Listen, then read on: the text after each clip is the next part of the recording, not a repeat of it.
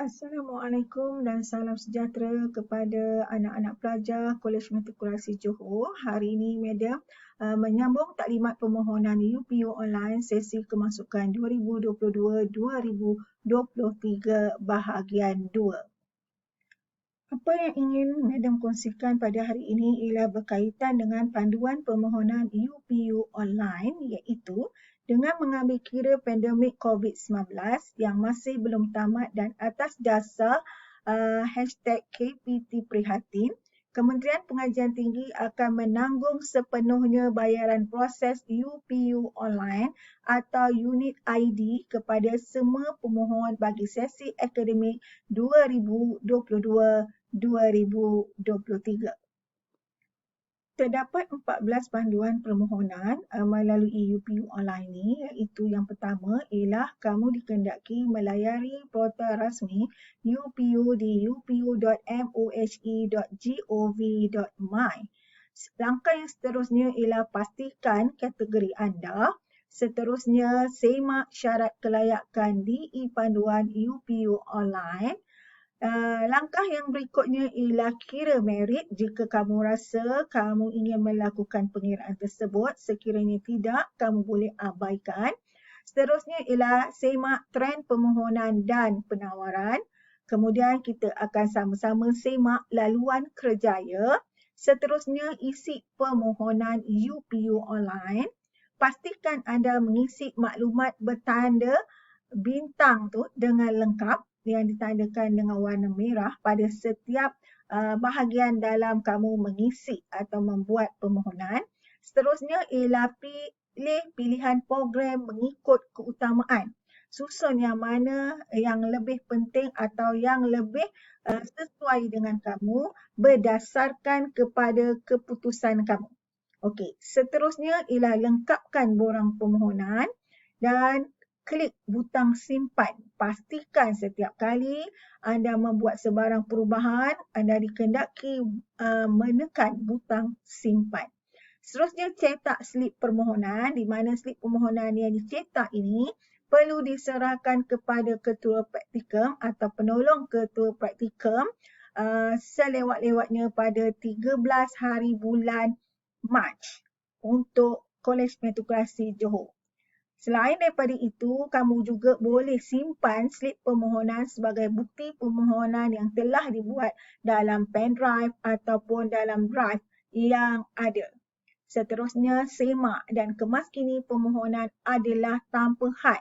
Jangan tunggu tahap akhir. Ini bermaksud kamu boleh membuat semakan dan kamu boleh mengemaskini bila-bila masa setelah kamu membuat proses permohonan. Semasa kamu membuat permohonan, terdapat beberapa panduan yang boleh diguna pakai untuk memilih program. Antaranya ialah yang pertama, kamu dikehendaki melepasi syarat am dan syarat khas program, institusi atau agensi yang menjadi pilihan kamu. Yang kedua, pilih program yang kamu minati. Namun begitu, kena pastikan bahawa program yang kamu minati itu melepasi syarat khas yang ditetapkan. Seterusnya, pilih program mengikut keutamaan, mana yang menjadi pilihan utama berada di kedudukan yang di atas dan yang menjadi kurang pilihan berada di kedudukan di bawah. Yang keempat, merujuk kaunselor. Jadi kamu digalakkan untuk membuat sesi bimbingan kerjaya bersama kaunselor kamu masing-masing. Dan yang kelima, pelbagaikan pilihan bidang dan institusi atau agensi. Maksudnya di sini adalah sekiranya kamu ada 12 pilihan, maka 12 pilihan itu perlulah dipelbagaikan dari segi jurusan ataupun kursus, begitu juga dengan institusi atau agensi. Seterusnya, kita melihat bersama-sama tentang pemprosesan pemilihan. Contoh pemrosesan pemilihan yang berjaya, pemohon mengikut aliran akan disusun mengikut ranking berdasarkan markah merit yang paling tinggi hingga yang paling rendah. Okey, contoh seperti di bawah ini, calon yang mengisi 12 pilihan mempunyai peluang yang tinggi. Contoh, katakan pilihan 1, pilihan 2, pilihan 3 calon ini sehingga kepada pilihan 12 adalah melepasi syarat. Namun kita lihat dekat situ bahagian kekosongan tempat hanya pilihan 2 dan pilihan 12 yang ada tempat, yang lainnya tempatnya telah dipenuhi, maksudnya tidak ada kekosongan. Kemudian temuduga jika ada, pilihan ketiga, pelajar ini mendapat tawaran temuduga.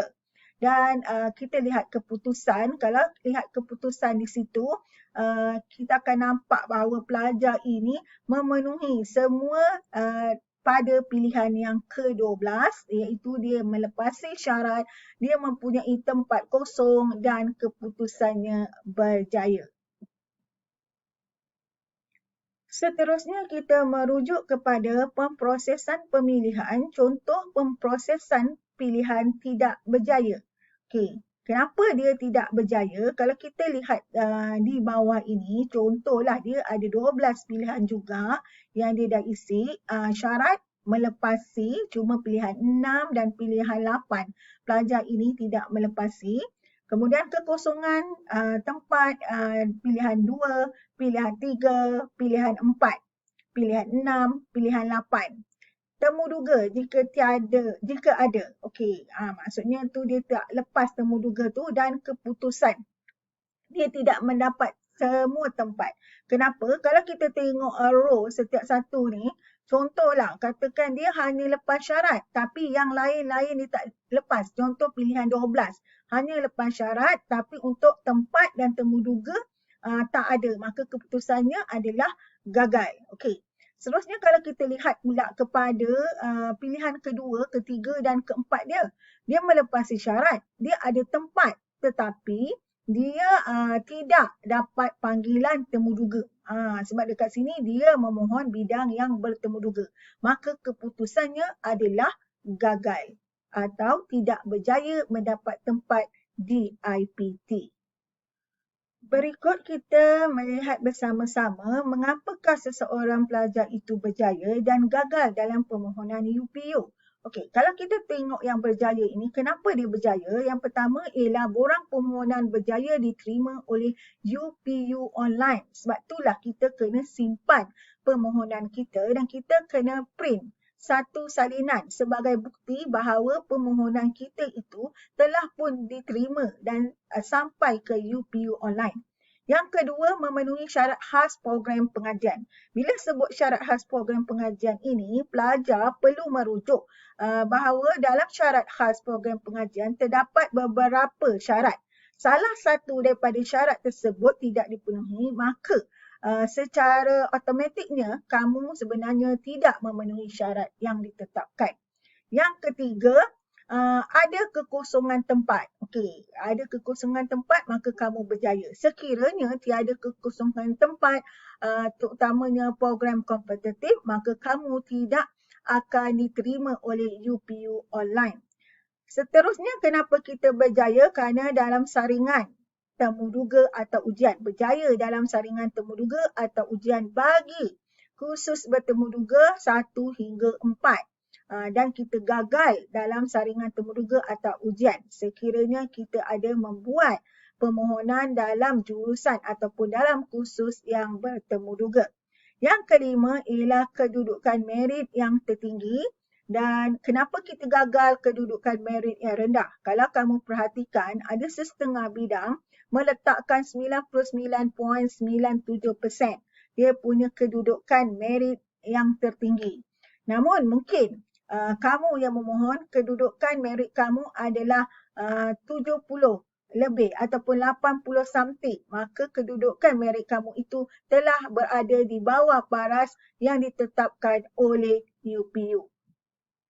Info terakhir yang ingin Madam kongsikan untuk bahagian 2 permohonan UPU online ini ialah berkaitan dengan laluan khas melibatkan 4 kumpulan sasar dan padanan data. Apa dia 4 kumpulan sasar ini? Iaitu yang pertama ialah B40. B40 ini adalah pelajar-pelajar yang ada dalam IKASE, iaitu Unit Penyelarasan Pelaksanaan ICU Jabatan Perdana Menteri. Kemudian pelajar-pelajar yang mendapat bantuan sara hidup, lembaga hasil dalam negeri Malaysia. Pendapatan isi rumah mestilah 4,850 dan ke bawah mengikut Jabatan Perangkaan Malaysia untuk tahun 2020. Okey. Yang kedua, kumpulan sasar yang kedua adalah orang asli. Orang asli ini yang mana dia telah didaftarkan oleh Jabatan Pendaftaran Negara sebagai orang asli. Yang ketiga adalah kumpulan OKU yang berdaftar dengan Jabatan Kebajikan Masyarakat atau JKM, dan kumpulan sasar yang keempat ialah kumpulan atlet. Kumpulan atlet ini adalah yang telah ditetapkan oleh Bahagian Sukan, Kokurikulum dan Kesenian BSKK KPM, Seksyen Sukan Bahagian Perancangan dan Penyelidikan Dasar BPPD KPT. Penyertaan sukan sekurang-kurangnya di peringkat negeri. Maka sekiranya kamu mempunyai salah satu daripada 4 kumpulan sasar ini, maka kamu termasuk dalam laluan khas yang ditetapkan ataupun yang disediakan oleh UPU Online. Okay.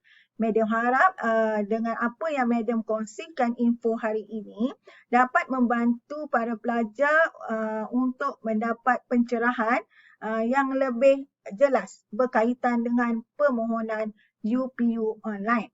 Dan kita akan jumpa untuk bahagian ketiga dalam slot yang akan datang. Terima kasih.